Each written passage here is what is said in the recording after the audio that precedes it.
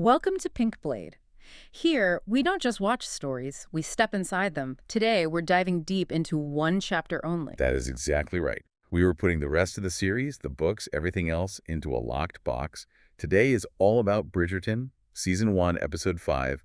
The title is The Duke and I. And this episode is it's a masterclass in narrative structure. Usually, we look at entire seasons, we look at these big sweeping character arcs, but this single hour of television, it's the pivot. It's the fulsome. The entire story balances on this point and then tips in a completely new direction. So just a heads up for you listening, we are assuming you've seen the specific episode. If you haven't, you should probably hit pause, go watch it, and then come right back. We won't be spoiling anything beyond this episode, but we are absolutely going to pull this hour apart piece by piece.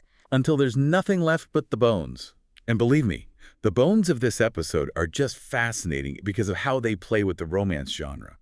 But before we get into the structural mechanics of it all, we have to talk about the world. We just set the stage. We're in 1813 London. Right, but let's be really clear. This isn't a historical reenactment of 1813. This is a very stylized, hyper-real version. It's all high gloss, very high stakes, and frankly, by this point in the story, incredibly high anxiety. It's a reimagining, absolutely. But the social pressures they're depicting, those are very, very real to the period. This episode picks up in the immediate fallout of Episode 4's Garden Kiss. The kiss. A kiss. And you can't understand Episode 5 unless you feel the sheer weight of that moment. The glitter and the champagne of the first few episodes, that's gone. The party is over. The hangover has definitely set in. The fun and games have turned deadly serious. Exactly. The marriage mart, which sounded so charming at first, is now showing its teeth. It is exactly what the name implies. A marketplace. And a brutal one. It's so hard for us to wrap our heads around now. A kiss in a garden today is, what, a nice end to a date. It's romantic.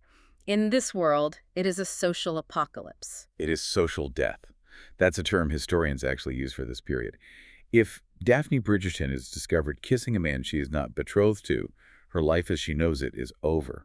And it's not just her? No, it's contagion. She becomes unmarriageable, her reputation is ruined, and by extension, her sister Eloise might become unmarriageable. The entire Bridgerton name is tarnished. They'd likely have to retreat from London, live in exile in the country, completely cut off from the society that is their entire world. Which puts the opening of this episode into perspective. You have her brother, Anthony, literally ready to die or kill Simon, the Duke, in a duel at dawn. It's not just posturing. Not at all. It's not just about wounded male pride. He is fighting for the economic and social survival of his sisters, his mother, his entire family line. The stakes couldn't be higher. It's this absolute binary. It is either marriage or it is complete and utter ruin. There is no middle ground. There's no third option. And that's what paints our leads, Daphne and Simon, into this impossible corner. It is a classic romance trope, the forced marriage, but it's twisted here. How so? Well, usually the forced proximity or forced marriage is between enemies, or it's a complete misunderstanding. But here, the complication is that they actually like each other. They're friends. They have this incredible chemistry, but their fundamental life goals are in direct opposition. You've got it. It's the classic irresistible force meeting the immovable object. The force is society, the rules that say they must marry to save her reputation. And the object? The object is Simon's internal vow, that promise he made on his father's deathbed. The man he hated. The abusive, cruel man he hated. Simon swore that the Hastings name, the ducal line, would die with him. He will never marry. He will never, ever have a child. And it's so powerful that he is literally willing to take a bullet at dawn rather than break that promise. That shows you the depth of his trauma. And that's really what this episode starts to unpack. It isn't just about a wedding. It's about how two people respond to their own deep-seated trauma. Simon's response is just complete avoidance, termination. He'd rather die than risk becoming his father. Right. While Daphne's trauma response is to be the perfect debutante, to manage everyone's expectations and smooth things over, she's trying to fix everything, to please everyone. Her mother, her brother, the Duke. She's desperately trying to color inside the lines of a picture that has already been set on fire. And watching all of this, with a bowl of popcorn essentially, is Queen Charlotte. Yes. In most period dramas, the monarch is, just part of the scenery. They wave, they host a ball. Here, she's an active player in the game. She's more than a player, she's the dungeon master. And in this episode, she is not happy. She is furious. You have to remember, she is the one who named Daphne the diamond of the season. That wasn't just a compliment, it was an investment. an investment she intended to cash in by marrying Daphne to her own nephew, Prince Friedrich of Prussia. A huge strategic move. Yeah. That would have been a dynastic match connecting a prominent English family directly to a European royal line. It's a power play. But instead, her diamond is running off with this rake, this duke, who has sworn off marriage. Yeah. It's an embarrassment to her. So she flexes her power. At the start of the episode, she flat out denies them a special license to marry. This is so important. She is using the literal power of the crown to block their relationship because it interferes with her plans. It's the crown versus the heart. And for a good chunk of the episode, it really looks like the crown is going to win. It does. Which is a great pivot, actually, to the structure of the episode itself. Because you mentioned earlier that it does something really unusual with the narrative timeline. It really does. I mean, think about almost any romantic story you've ever seen. A rom-com, a classic novel like Pride and Prejudice. Yeah. Where does the wedding happen? At the end. Always at the end. It's the finale. It's the reward for making it through all the drama. You get the big confession, the kiss, and then you cut to the wedding, and the credits roll. Happy ever after. But this is episode 5 of an 8-episode season. The wedding happens right in the middle. Which is so disorienting as a viewer. The first time you see it, you're thinking, wait, what? Are we doing this now? Is the story over? And that's the genius of it. It's a brilliant structural inversion. The show is telling you very clearly that the wedding is not the happy ending. It's not the resolution. In a typical romance, the central question is, will they or won't they get together? Right. And this episode answers that question halfway through. Yes, they will. But in doing so, it poses a new, much more complicated question. Which is? They're together, now what? Or, more accurately, can they actually survive being together? The conflict stops being about external forces and becomes entirely internal. That's a fantastic way to put it. The conflict moves from outside the marriage to inside the marriage. In the first 4 episodes, who were the villains? It was, Cressida Cowper and her schemes. It was Lord Burbrook being a monster. It was the charming prince offering a very real alternative. They were all outside obstacles. But once they're married, those obstacles are gone. The new villains are the secrets they're keeping from each other. Exactly. The central conflict becomes Simon's vow versus Daphne's deep-seated desire for a family and children. It becomes about their profound inability to communicate honestly. The show gives you the fairy tale wedding and then says, okay, the fantasy is over. Now the real work of a marriage begins. It pivots from a courtship fantasy to an intimacy drama. And speaking of drama, we have to talk about some specific scenes. This episode is packed with moments that are just unforgettable. Absolutely loaded. Where should we begin? For me, it has to be the scene with the king and queen. That scene completely reframed the entire show. I could not agree more. For my money, it's the single best acted scene in the first season, and it's where the show's historical what-if really pays off. So let's set it up. Simon and Daphne have gone to the palace. They're making a last-ditch plea to the queen for a special license. She's forced them to have dinner with her and the king, King George III. And at first, the king seems, well, he seems lovely. Yeah. He seems lucid. He's charming. He's asking about their courtship. He's like a benevolent grandfather. But you can feel the tension from the queen. She's watching him like a hawk. And then the switch flips. And credit to the actor, James Fleet, is immense here. The transition he makes from lucidity to this terrified, paranoid confusion is just chilling. The air goes out of the room. He suddenly doesn't remember that their youngest daughter, Amelia, has died. He starts screaming for her, accusing Queen Charlotte of hiding her, of killing her. Where is Amelia? And this moment is rooted in historical fact. King George III did suffer from a severe mental illness. Historians still debate the cause. Some say it was a genetic blood disorder called porphyria. Others suggest bipolar disorder or a form of dementia. But the result was these periods of what was then called madness.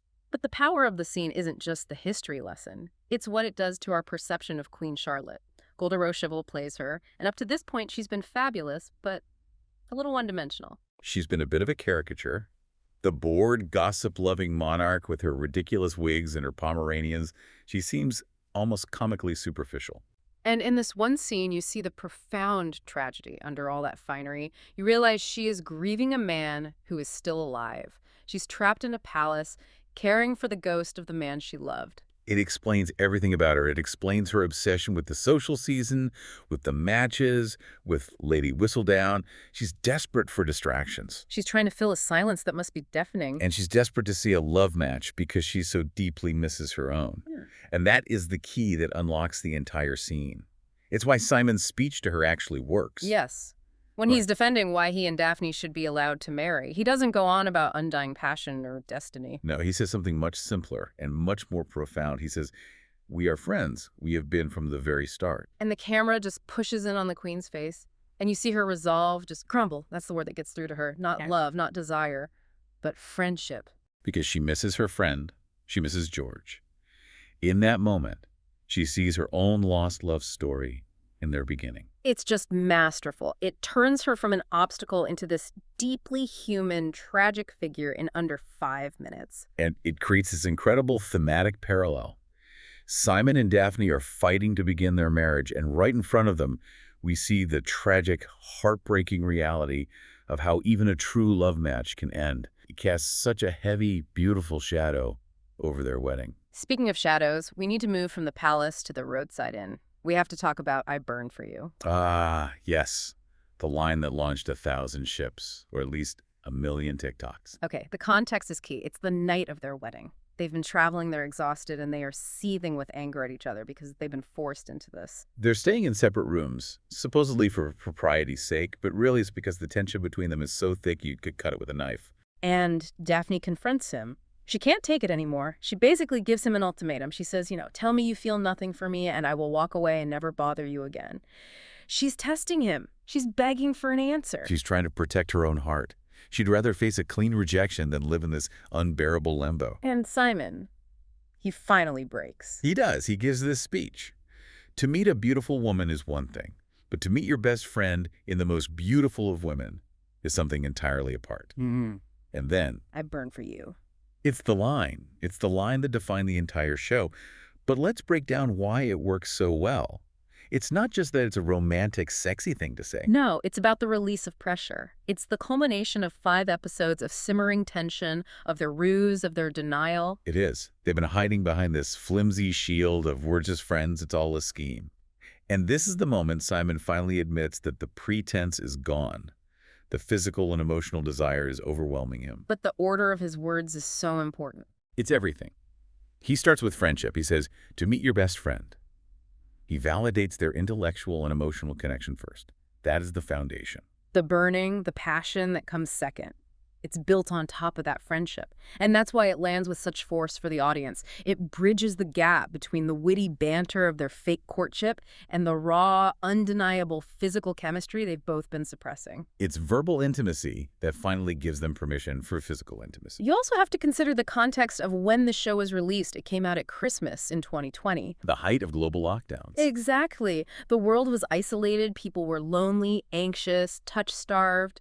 And then this handsome, charismatic Duke shows up on your screen and declares a passion so intense it's almost a sickness. It felt like a release for everyone watching. It was pure catharsis. Escapism at its most potent. And it leads us, of course, directly into the third major scene we need to dissect, the wedding night. A scene that the show handles with very specific and deliberate choices. It does. We go from that confession at the inn to the wedding ceremony and then to the wedding night at Cliveden Castle.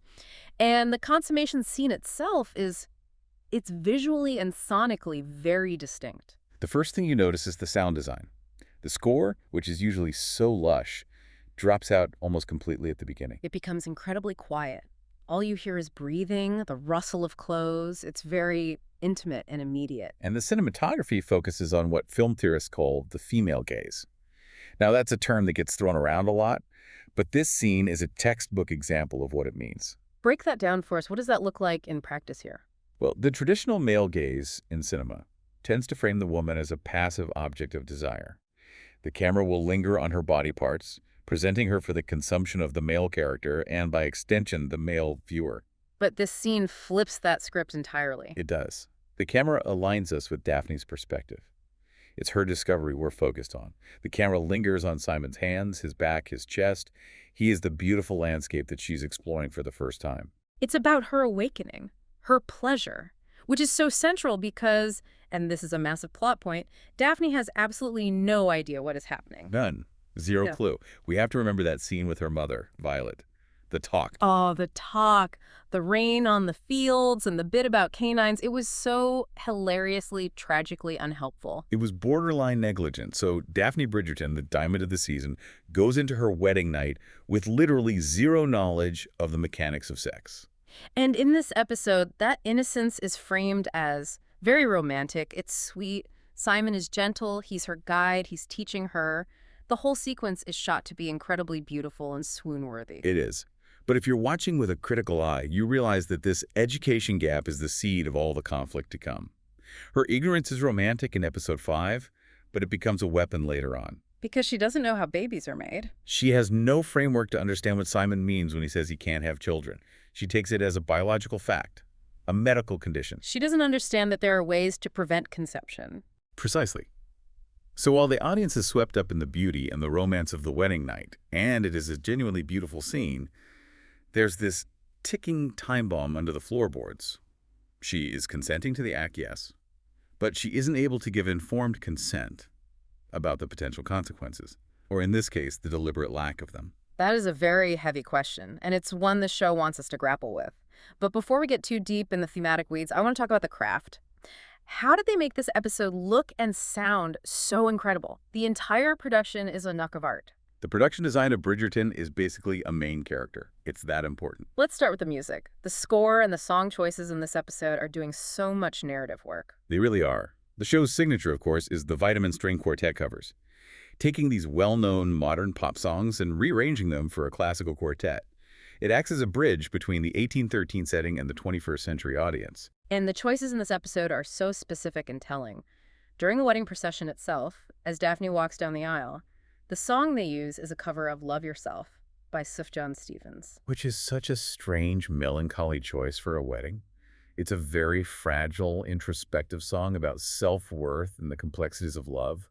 It's not a triumphant wedding march. It immediately sets an uneasy tone. And then during the honeymoon montage, through all the sex scenes, the main musical theme is a cover of Strange by Celeste. And the lyrics of that song are, "Isn't it strange how people can change? From strangers to friends, friends into lovers, and strangers again." That is incredibly ominous. It's a huge piece of foreshadowing. The music is directly contradicting the visuals. The visuals are showing us this passionate fairy tale romance, but the music is whispering in our ear, don't get too comfortable, this is complicated, this could end in heartbreak. It's so subtle, but so effective, and the visuals are just as deliberate. Let's talk costumes. Ellen Mirojnick's work on this show is legendary. The color theory alone is a whole semester course. In this episode, you really see the character palette solidify.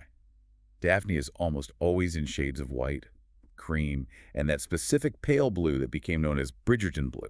It signifies her status as the diamond, her perceived innocence, her purity. And then you contrast that with the Featherington family. Oh, the Featherington. It's an assault on the eyes. It's acid yellow, citrus orange, lime green. They look garish. They look thirsty. Desperate. They look desperate. The costume designer said she wanted them to look like they were always trying too hard. And those vibrant colors, many of them weren't even achievable with the natural dyes of the period. So they immediately look out of place, like they don't belong in this pastel world. But what's really interesting in terms of costume is a deliberate historical inaccuracy. Yes, the men's fashion. Specifically Simon's. The collars. The collars. If you look at any portrait of a gentleman from 1813, like Beau Brummel, they're wearing these incredibly high, stiff, starched neckcloths called stocks. They look deeply uncomfortable. But Simon almost never wears one. He's always in an open-collared shirt or with a loosely tied scarf. It's a choice designed to make him look rakish, modern, and sexy. It's the 1813 equivalent of a rock star. It's historically wrong, but it's emotionally and character-wise completely right. It visually separates him from the other, more rigid men of the ton. And speaking of things that are emotionally right but geographically wrong, the filming locations. The London we see in the show is a fantasy map. It really is. It's a greatest hits compilation of England's most beautiful stately homes and towns. Like Grosvenor Square, where the Bridgertons and Featheringtons supposedly live, that's not London at all. Nope. That's the famous Royal Crescent in the city of Bath. And the exterior of Bridgerton House itself is a building called Ranger's House in Greenwich, London. But here's a fun little piece of movie magic. Go on. The iconic wisteria that drips all over the front of Bridgerton House, it's not real. Get out. That purple wisteria is their brand. It's their brand. And it was all added by the set dressing department. They had to physically attach fake wisteria to the building because it's so symbolic of the family. It's beautiful, it's fertile, it's a bit wild. They literally manufactured the metaphor. That's incredible. And the church where they get married? That's St. Mary's Parish Church in Twickenham. And it's actually a fairly modest church, which fits the story. This wasn't a grand, planned-out royal wedding. It was a rushed affair done by special license. So the smaller, more intimate setting feels appropriate. I want to go back to the wedding night for a moment and something you touched on earlier, the technical side of filming those scenes, the intimacy coordination. Yes, this is so important to talk about. Bridgerton was really at the forefront of normalizing the role of an intimacy coordinator on major sets. The coordinator for this season was a woman named Lizzie Talbot. For anyone listening who might not know, can you explain what an intimacy coordinator actually does? It's not just a chaperone, right? Not at all. It's a highly skilled, technical job. You should think of them less as a chaperone and more as a stunt coordinator for scenes involving nudity or simulated sex. So it's about safety? It's about safety, consent, and choreography. In the past, a director might have just vaguely said to the actors, okay, now be passionate, make it look real, action, which is a recipe for discomfort, anxiety, and potential boundary crossing. But on this set, it was choreographed like a fight scene. Exactly. Lizzie Talbot worked with the actors to block every single movement. On count 1, your hand goes here. On count 2, you breathe. On count 3, you roll over. They use physical barriers, modesty garments, and famously on this set, half-inflated yoga balls. Yoga balls? How does that work? They would place a soft, half-inflated ball between the actors' bodies during thrusting scenes to create a barrier and maintain a degree of separation so they could perform the motion without actual genital contact. It sounds incredibly unsexy. It sounds like a physical therapy session. It does. But both actors, Phoebe Dynevor and Regé-Jean Page, have spoken at length about how this technical desexed process is precisely what allowed them to create such electric chemistry on screen. How so? Regé-Jean Page famously compared it to a dance. He said, when you know the steps, it frees you up to inhabit the steps. Because the physical logistics were taken care of, because they felt completely safe and respected. They didn't have to use any of their mental energy worrying about that stuff. They could pour all of their focus into the emotion of the scene, into the acting, into the burning. The safety created the freedom for the passion. That's the perfect way to put it. And Phoebe Dynevor, who plays Daphne, also had some really interesting things to say about this episode. She talked about the solo scene, the montage where Daphne is exploring her own body for the first time. Yeah. She mentioned that scene was, in some ways, much harder to film than the scenes with Regé-Jean. She said it was because she had no one else to play off of, no one to share the energy with. It was just her, the camera, and this very vulnerable moment. But she said it was absolutely essential for Daphne's journey. It wasn't gratuitous. It was the first time this woman, who has been treated like property her whole life, realizes that her body belongs to her. It's the beginning of her sexual awakening. And that really gets to the heart of what the showrunner Chris Van Dusen wanted to do. He's been very open that he wasn't making a stuffy history lesson. He was making a period drama that felt modern, relevant, and emotionally resonant. Which brings us to one of the show's most talked about elements, the casting. Van Dusen has used a very specific term for his approach. He calls it color-conscious casting, not color-blind. What's the difference there? Well, color-blind casting suggests that you simply ignore an actor's race and cast the best person for the role, which can sometimes erase the cultural identity of the actor. Color-conscious means you are intentionally and thoughtfully casting actors of color, and you are weaving their identity into the fabric of the world. And the gateway for this in Bridgerton was the character of Queen Charlotte. Exactly. They leaned into a real, though debated, historical theory that the real Queen Charlotte had African ancestry through a Portuguese royal line. The show takes that theory and runs with it, creating an alternate history where her marriage to the king elevated people of color to positions of nobility and power in society. Adjoa Endo, who gives that powerhouse performance as Lady Danbury, had such a great way of describing it. She did. She said she wasn't playing a white woman in a black woman's skin. She was playing a powerful black woman operating within this high society. She brought her own heritage, her own lived experience to that character's strength and poise. It adds a whole other layer of richness to the world. Okay, we can't do a deep dive without talking about the fan reactions, because when this episode dropped, the internet had some very strong feelings. The internet always has feelings, usually in all caps. Let's start with the collective frustration with Violet Bridgerton, that talk she gave Daphne. Oh, it was a global groan. You could hear people shouting at their televisions. The metaphors about canines and farming were so absurdly unhelpful it became a running joke. But it was also perfect in a way. It perfectly encapsulated the central paradox of that society for women. Your entire value is based on your ability to marry and produce an heir, but you are forbidden from knowing anything about how that actually works. It's maddening, but of course the single biggest fan reaction was to that one line. I burn for you. It became a meme in about 5 seconds. It was on T-shirts, it was on coffee mugs, it was a caption on a million Instagram posts. It just perfectly captured that heightened, almost painful romantic intensity that people were so hungry for. But alongside the swooning, there was a very serious debate happening on platforms like Reddit and Twitter. The can't versus won't debate. Exactly. Simon tells Daphne repeatedly, I cannot give you children. Daphne, in her innocence, hears that as, I am physically incapable. I am spare all. But what Simon means is, I have made a sacred vow to my dead father, and I will not sire an heir. It's a refusal, not an inability. And a lot of fans felt that Simon was, at best, lying by omission, and at worst, being deliberately manipulative. It's a very valid interpretation. Is it a lie? That's the central question.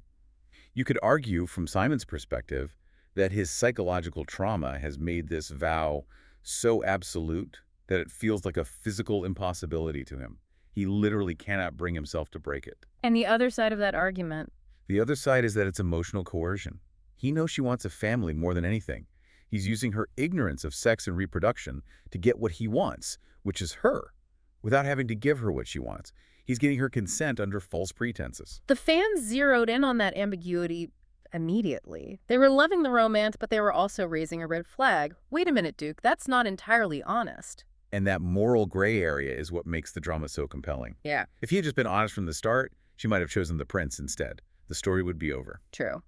One other fan reaction from this episode that I found really interesting was around Benedict, the second Bridgerton brother. Ah, yes, Benedict's art party. In this episode, he attends this very bohemian, very wild party hosted by the artist Henry Granville. And he is exposed to a much more alternative, sexually fluid lifestyle than he's ever seen before. And he doesn't seem shocked by it. He seems intrigued. Fans went wild with theories about Benedict's own sexuality. He is clearly the observer of the family, the one who feels like an outsider, and this party gives him a glimpse of a world where the rigid rules of the ton don't apply. It opened up a huge conversation about queer coding and the exploration of different forms of love and art within the series. Yeah. He becomes the audience's window into the counterculture of the era. Okay. We've talked scenes, we've talked production, we've talked fan reaction. Let's bring it all together. What is the central thematic question that this episode leaves us with? The big so what of it all. This episode gives us the big romantic climax, the confession, the wedding, the passionate honeymoon. It's the happy ending on paper. But it leaves you with this knot in your stomach. It does. I think the question it forces you, the viewer, to ask is this. Can a relationship built on a fundamental secret ever survive the truth? Because they have passion in spades. They have a genuine friendship. But do they have trust? That's the missing piece. It highlights the difference between passion and trust. Daphne operates on the belief that love conquers all. She thinks, he burns for me, so our problems don't matter, we'll figure it out. Whereas Simon operates on the belief that his trauma, his vow, conquers love. He thinks, I can have her and keep my promise. I can have both. They're on a collision course, and they don't even fully realize it yet. Yeah. The episode seduces you with this incredibly romantic fantasy, but the astute viewer knows that Daphne's ignorance is a Chekhov's gun. And it is absolutely going to fire. It's the difference between a wedding, which is a one-day event, and a marriage, which is a lifelong negotiation. They ace the wedding. But the marriage is built on a seismic fault line. And that is why episode 5 is the perfect turning point. It draws you in with a dream, and then it quietly locks the door behind you, trapping you in the much more complicated reality. It's just brilliant television, and I will admit, I'm still not over the I burn for you speech. I don't think any of us will ever. A final thought for you to take away. We talked a lot about Simon's vow to his dead father. He's allowing a ghost to dictate the terms of his life and his future happiness. It makes you wonder how many of our own choices are controlled by promises we made to people who aren't in our lives anymore, or even to past versions of ourselves that no longer exist. That's a deep question. Are we using our passion to build a future, Or are we just using it to burn down the past? That was today's deep dive. Same story, new layers. This is Pink Blade.